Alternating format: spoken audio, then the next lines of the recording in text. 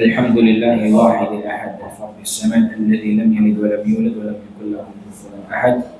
والصلاة والسلام على أتمان أكملان نبينا محمد وعلى آله وصحبه أجمعين. أما بعد، السلام عليكم ورحمة الله وبركاته. Mga kapatid sa pananampalatayang Islam, insyaAllah, ay ang ating tatalakayin ngayon ay sa aqida pa rin. At ito ay patungkol sa tinatawag na as-sihr. As-sihr, okay? So ano ba yung tinatawag na sihr? Ito ay black magic o tinatawag sa Tagalog na salamangka. Itong ano na to ay merong itong mga batas. Merong batas hinggil dito sa black magic na ito tinatawag na salamangka. Okay?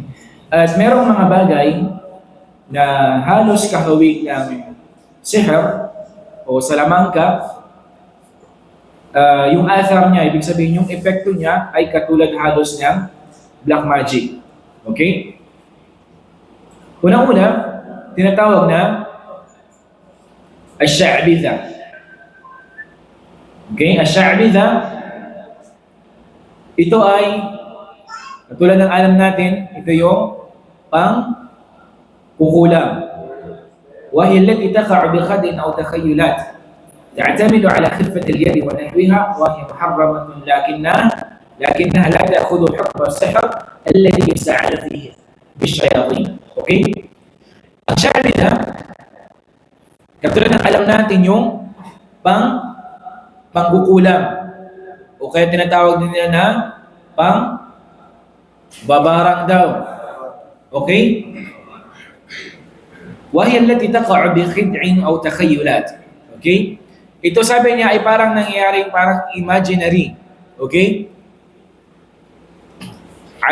تعتمد على خفة اليد ونحوها. Yung kanyang yung ginagawa niya ay sa pamamagitan ng kamay. Okay? وهي محرمة. At ito ay gawaing haram sa Islam. Okay? So haram yung gawain ito na pangkukulam. Okay?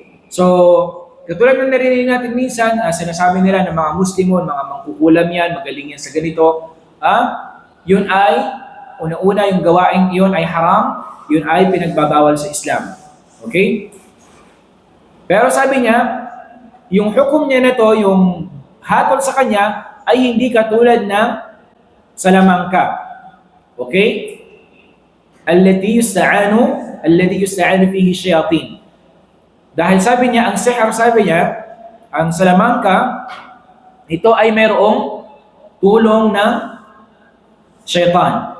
Okay? Pangalawa, una-una ash-sha'bidha. Pangalawa, tinatawag na as-sihr al-majazi. Okay? Ito naman sabi niya, yung sihr na to sabi niya, yung salamangka na to, وهو الذي يستعمل عن طريق الأدوية وعقاقر. Ito naman sabi niya, yung way ng sihrul majazi, ang gamit naman nila dito ay yung gamot o kaya droga, aqaqir. Okay? Tushabbihu as-sihr. Na halin tulad din sabi niya ng yung athar niya, yung epekto niya katulad din sabi niya ng black magic. At dito sabi niya, yung paghatol sa kanya dito ay depende doon sa kanyang epekto na kasiraan. Okay? Depende doon dadalo yung hukom doon. Yung batas sa kanyang hatol sa kanya, depende doon sa ifsad. Depende doon sa kanyang napinsala. Okay? Pangatlo, yung namima. Alam yung namima? Sa hadith ng Rasul sallallahu alaihi wasallam, la yadkhulul jannah nammam. Ang namima, magkaiba sila ng ghiba. Ang ghiba, ito yung tinatawag nilang backbiting. Panlilibak o paninirang uri. Okay. Ang namima, ang gagawin ang namima na to, yung dalawang panig, sisiraan mo sila hanggang sa sila ay mag-away. Sasabihin ng ganito, sabi niya sinabi ng ganito, ganito daw kayo. Tapos, hindi naman yung totoo.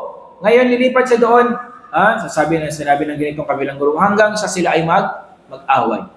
Okay, yun yung an-namima. Ang sabi ng Rasul, hindi makakapasok sa paraiso ang namam. Sinong namam? Siya yung gumagawa ng namima. Siya yung nagpapaaway ng dalawang grupo. Okay? Dito sinabi ng Rasul sallallahu alaihi wasallam, ala unabbiukum mal'idha hiya an-namima. Okay? Sabi niya, hindi ko babalitaan ko ba sa gusto niya ba sabi ng balitaan ko kayo kung sabihin sa inyo kung anong idha na ito? Sabi ng Rasul sallallahu alaihi wasallam, ito sabi niya yung namima. Okay?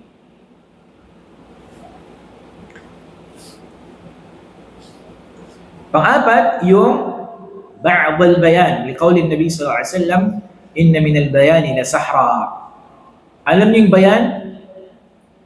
Yung pagsasalita, pagpapaliwanag. Parang hinalitulan ng Rasul sallallahu alaihi wasallam na ito siya ay inna min al-bayani la sahra. Ang pagpapaliwanag sabi niya yung galing sa pagsasalita para sabi niya itong black magic. Bakit? Di ba mayroong mga magagaling na tao, pag nagsasalita sila talagang makukuha nila yung loob mo. Napakagaling mag-explain, napakagaling magpaliwanag, talagang kuhang-kuha yung puso mo. Okay? Kaya sinabi ng Rasul, inna min al-bayani la sahra. Okay? Sa ibang bayan sabi niya ay para sabi niya itong sahra. Okay? So ano ba itong ang kanyang kahulugan sa Islamikong pagpapaliwanag? Okay? Unang-una sabi niya dito, azaim wa ruqa wa kalam. Yatakallamu bihi wa adwiyatin aw tadkhinat. Walau haqiqa wa minhu yu'athiru fil qulubi wal abdan. Wa yumridu wa yuqtal wa yufarriqu bayna al-mar'i wa zawjihi bi'idhnillahi al-qadari. Ang azaim, ito yung mga sinasabit sa katawan ng tao. Ang ruqa, ito yung ruqya. Yung, kung tawagin sa ibang mga tribo ay tawal o kaya tawa. Yung panggagamot. Pamagitan ng panggagamot siya sa pamagitan ng salita. Marami silang mga ritual na sinasabi. Okay? At meron ding ruqya syar'iyya. Meron namang panggagamot sa pamagitan ng ruqya na to, pagsasabi ng mga kwan, sa pamagitan ng mga nabanggit sa hadith ng Rasul sallallahu alaihi wasallam at yung Quran.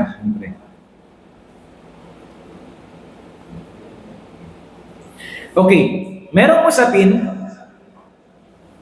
totoo ba yung black magic o ano lang to, kathang isip lang?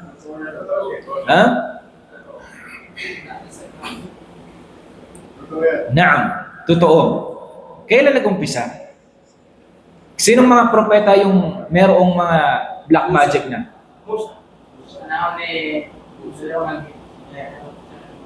Di ba? Mayroon pa. Sa panahon ng propeta Musa alayhis salam, anong nangyari? Di ba?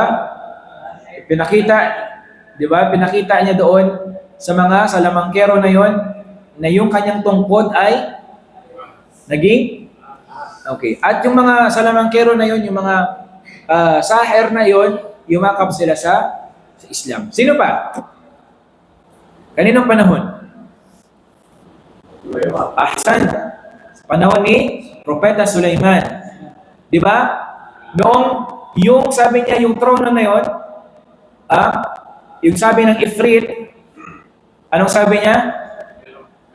Dadalhin ko, sabi niya yan, bago ka makatayo dyan sa iyong upuan, ganun. At yung isa naman sabi niya, mayroong siyang ilm. Anong sabi niya? Dadalhin ko sa yan, bago pa sabi niya, Umikit yung ano mo, yung mata mo. Napakabilis, di ba? Dito, sinabi ng Allah subhanahu wa ta'ala, فَيَتَعَلَّمُونَ مِنْهُمَا مَا يُفَرِّقُونَ بِهِ بَيْنَ الْمَرْءِ وَزَوْجِهِ وَمَا هُمْ بِضَارِّينَ بِهِ مِنْ أَحَدٍ إِلَّا بِإِذْنِ اللَّهِ. Meron, sabi niya, فَيَتَعَلَّمُونَ مِنْهُمَا. Pinag-aaralan nila, مَا يُفَرِّقُونَ بِهِ بَيْنَ الْمَرْءِ وَزَوْجِهِ. Ano pinag-aaralan nila? Para ipaghiwalay yung mag-asawa. Ha? وَمَا هُمْ بِضَارِّينَ بِهِ. Ay, hindi sila mapipinsala min ahadin illa bi'idhnillah. Hindi sila maghiwalay, hindi sila mapipinsala maliban sa kapahintulutan ng Allah subhanahu wa ta'ala. فَالسِّحْرُ يَحْصُلُ مِنْهُ ضَرَرٌ حَقِيقِي بِإِذْنِ اللَّهِ الْقَدَرِ. So, sa sihr, sa salamangka, kung sa kapahintulutan ng Allah, maaaring mapinsala ka. Okay, tatamaan ka ng black magic. Okay? So dito, merong dalawang uri ng sihr. Okay? Unang-una tinatawag na haqiqi wa takhili. Ang haqiqi, ibig sabihin, totoo. Ang takhili ay imahinasyon lang. Imaginary. Yung haqiqi, wahuwa ma yu'athiru ta'thiran haqiqiyan fayumrid. ويقتل ويفرق بين المرء وزوجه. Ang haqiqi, yung totoo na black magic, sabi niya, ito sabi niya ay talagang umiepekto sa tao. Anong nangyayari? Fayumrid, marad. Alam yung marad? Nagkakaroon ng sakit. Okay? Nagkakasakit yung isang tao. Wayuqtal. Maaring maging mamatay. Okay? O kaya, ipaghiwalay niya yung mag-asawa. Ang takhili naman, ito sabi niya yung parang imahinasyon lang. Okay? Katulad sabi niya, بِحَيْثُ يَظْهَرُ لِلْمَسْحُورِ شَيْءٌ عَلَى غَيْرِ حَقِيقَةٍ. Katulad sabi niya, parang yung magpakita sa isang tao, sabi niya, mangyari, pero hindi naman sabi niya yun totoo. Okay? Dito. At ito yung bagay na alam natin. Okay? وَيَدْخُلُ فِي النَّوْعَيْنِ السَّابِقَيْنِ. Papasok sa dalawang uri na nauna kanina, yung totoong salamangka at hindi totoo, yung tinatawag na as-saf, wa huwa sihrun yu'addi ila at-tafriq bayna al-mutahabbain. Ito sabi niya yung salamangka na maipaghihiwalay niya yung dalawang nagmamahalan. Okay? Wal-'atfu wa huwa sihrun yu'addi ila at-taqrib wa at-tahbib. Ang ataf naman sabi niya, ito naman sabi niya ay ginagawa niyang mas magkalapit at mas magmahalan yung dalawa. Anong tawag doon? Gayuma. O tinatawag sa Arabic na at-tiwala. Tiwala. Dito sinabi ng Rasul sallallahu alaihi wasallam, inna ar-ruqa wat-tama'im wat-tiwala syirkun. Ito ay pagtatambal sa Allah subhanahu wa ta'ala.